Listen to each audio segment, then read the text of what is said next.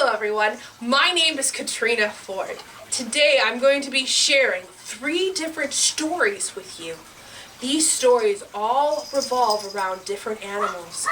This story time is geared for ages preschool and early elementary.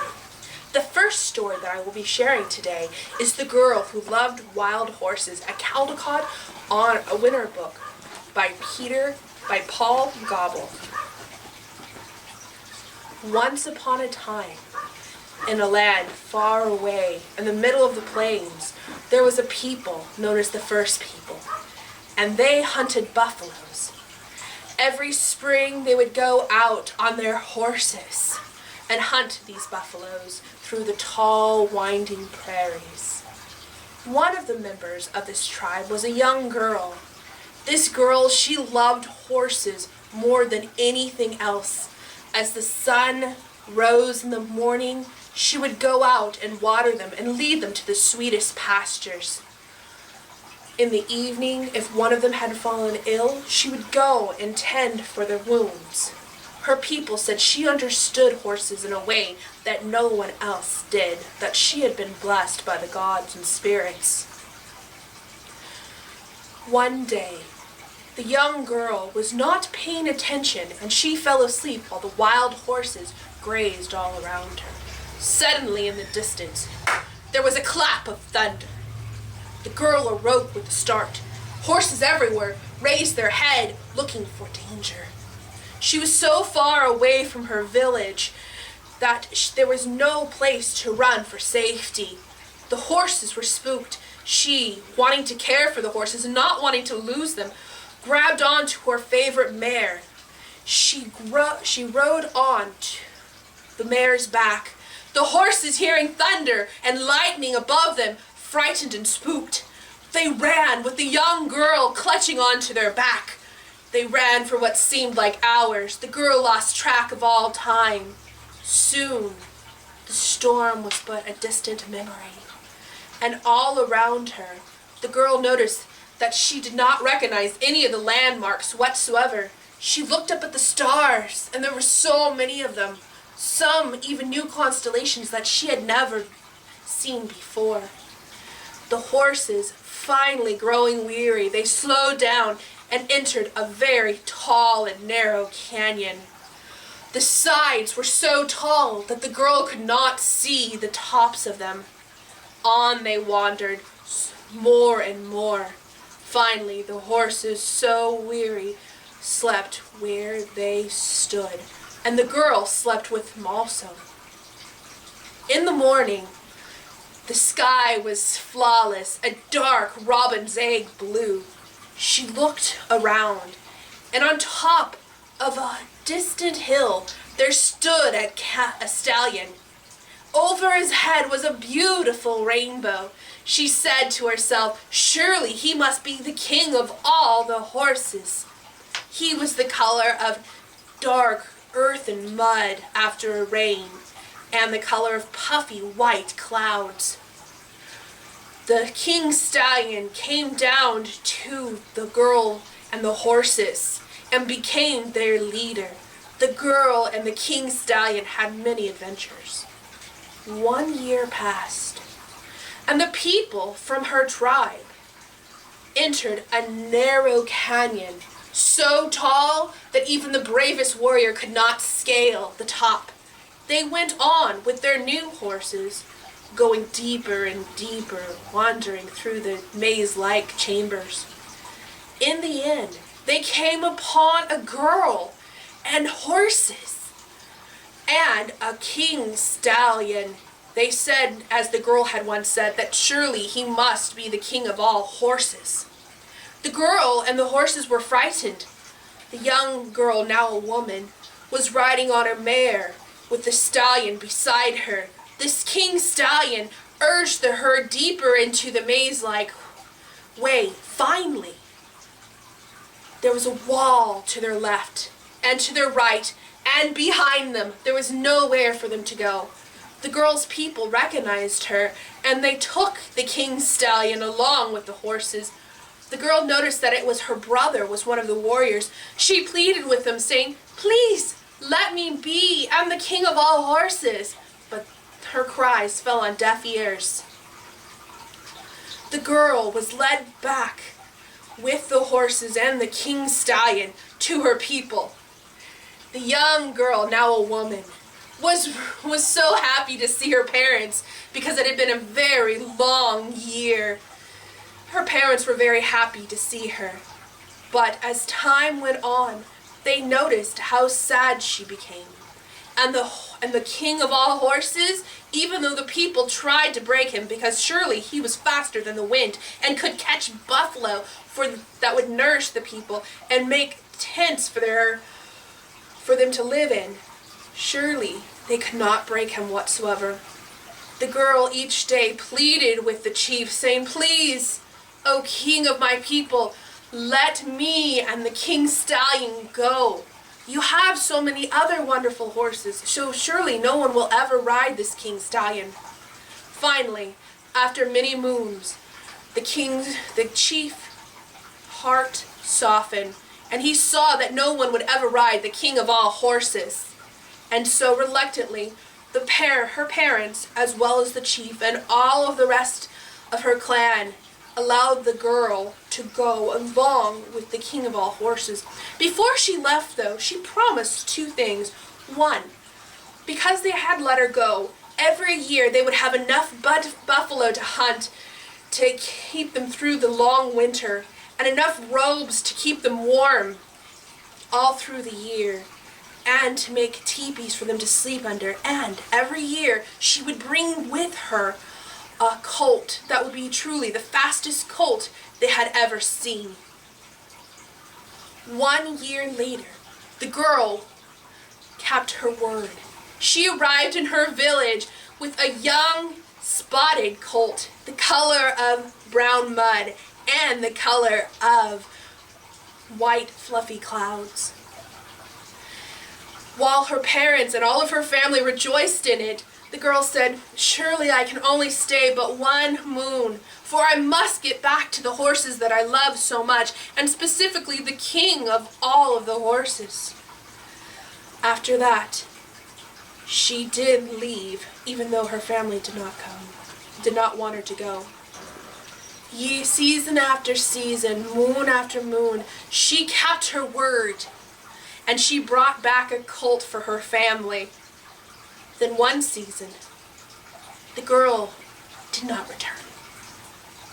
Her people, growing worried about her, went off to look for the girl with the long dark hair who loved the wild horses. They went to the tall canyon where no brave could scale the walls. Finally, at the end, they saw the king of all the horses standing to the right. But they could not find the girl with the long dark hair. Instead, standing by his side was a mare with hair the same color as the young woman, and beside them was a foal. The people said, "Surely, because of her love for them, she has become one of them." And to this day, the people of the plains respect the wild horses and have been known to catch more buffalo than they could ever imagine. Well, the last story was about a girl who loved horses so much that she became one. Our next story is called Clop. It is a story about a horse and his friends and the adventures that they go on.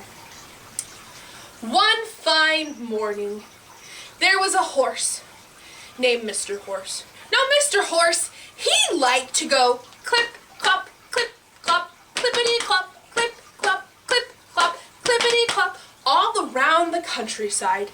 And he had many friends. As he went clip, clop, clippity clop, clip, clop, clippity clop, he bypassed his first friend, Mr. Duck. Mr. Duck saw Mr. Horse going clip, clop, clippity clop, and said, "Whoa, Mr. Horse, I want to ride. Can I jump on your back?" And Mr. Horse said, "Nay, of course you can, Mr. Duck." And Mr. Duck went, "Quack! Thank you so much. I love a ride." So the horse continued on his way with Mr. Duck on his back, going clip, clop, clippity clop, clip, clop, clippity clop. Now, not too much further along the way, they went past the barn, and by the barn was Mr. Cat. Now, Mr. Cat saw that Mr. Duck was riding Mr. Horse. And Mr. Cat said, "Wait, horse, wait, Duck, I want to ride." And Mr. Horse said, "Nay, of course you can ever ride, Mr. Cat." And Mr. Cat went, "Meow, thank you." And the cat, without even thinking about it, jumped onto the back of the horse. And Mr. Horse and Mr. Duck and Mr. Cat went along the way, going clip, clop, clippity clop, clip, clop, clippity clop. Well, not too much further down the way, down by the old pond, there was Mr. Dog. Now, Mr. Dog, he saw that Mr. Duck and Mr. Cat was all riding on Mr. Horse.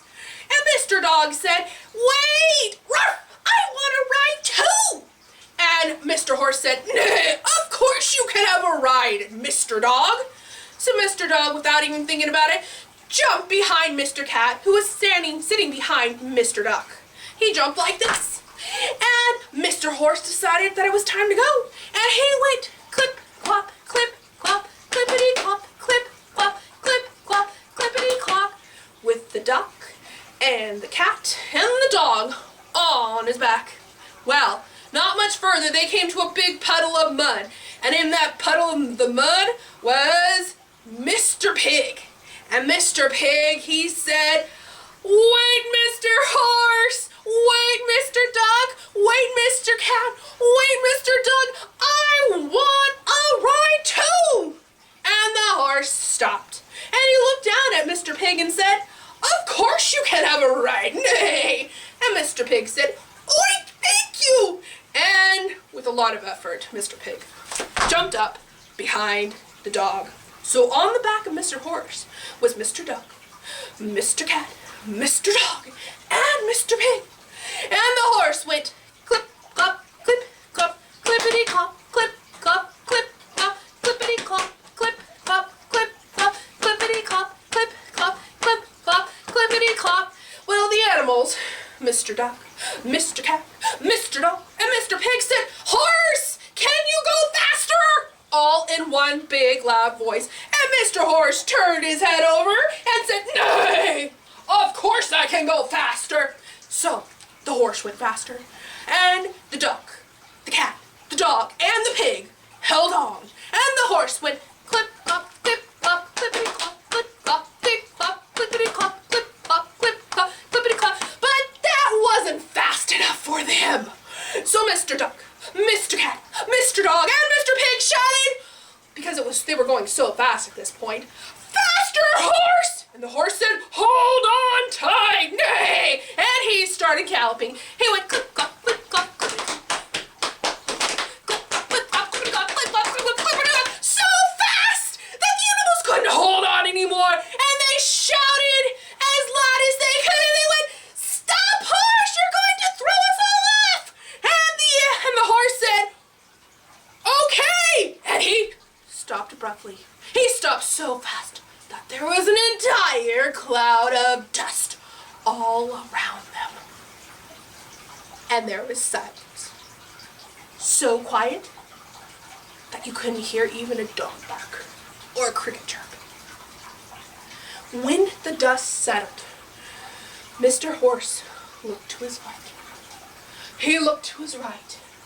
He looked up. He looked down. He looked in front of him. And he looked all the way around. And he couldn't find Mr. Duck, Mr. Cat, Mr. Duck, Dog, or Mr. Pig.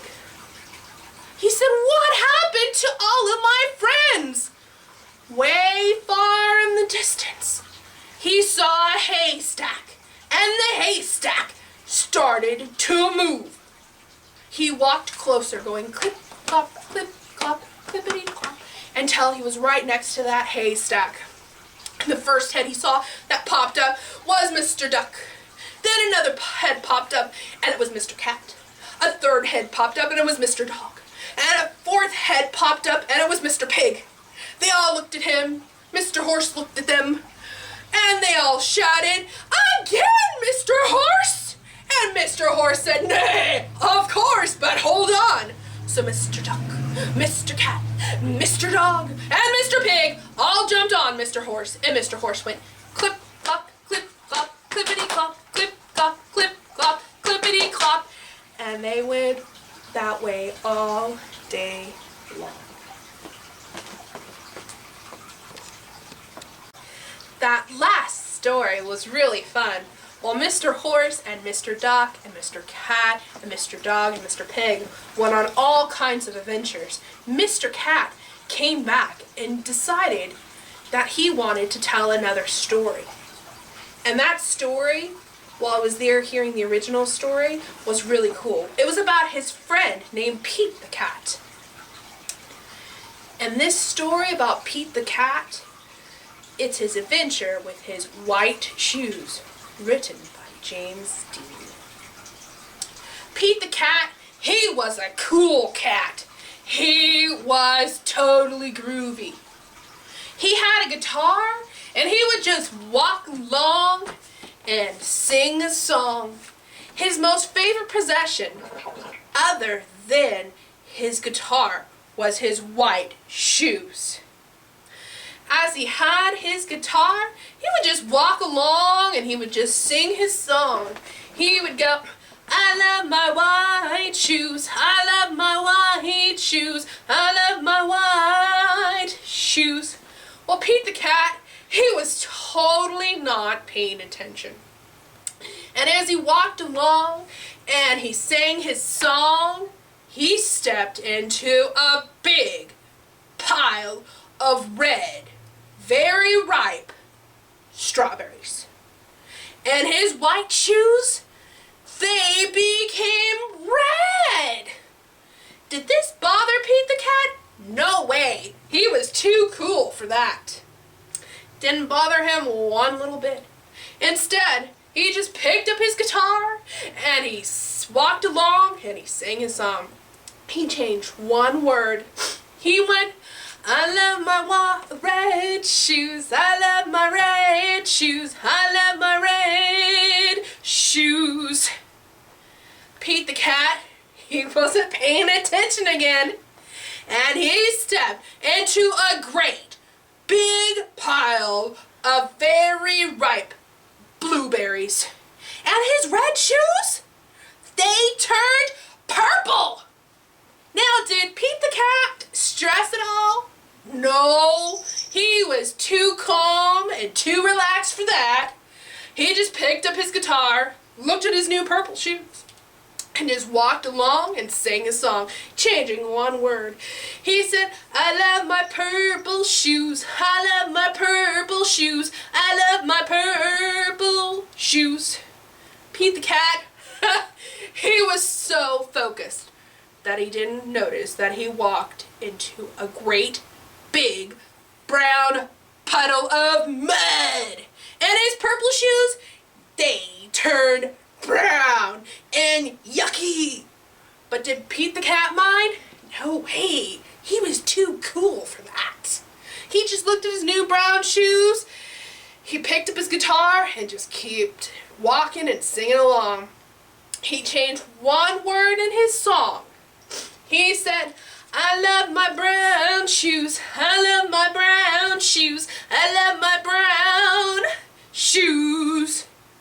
Pete the Cat, he wasn't watching where he was going again.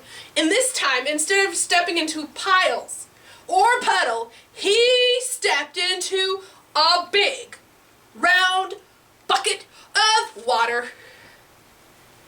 And when he stepped out, his shoes were soaking wet. And they were no longer brown, they were white. Did Pete the Cat worry? Oh no, he was too cool for that. He just picked up his guitar and walked along singing, "I love my white shoes, I love my white shoes, I love my white shoes." And Pete the Cat, he's still strumming his guitar, walking along, singing his song to this very day.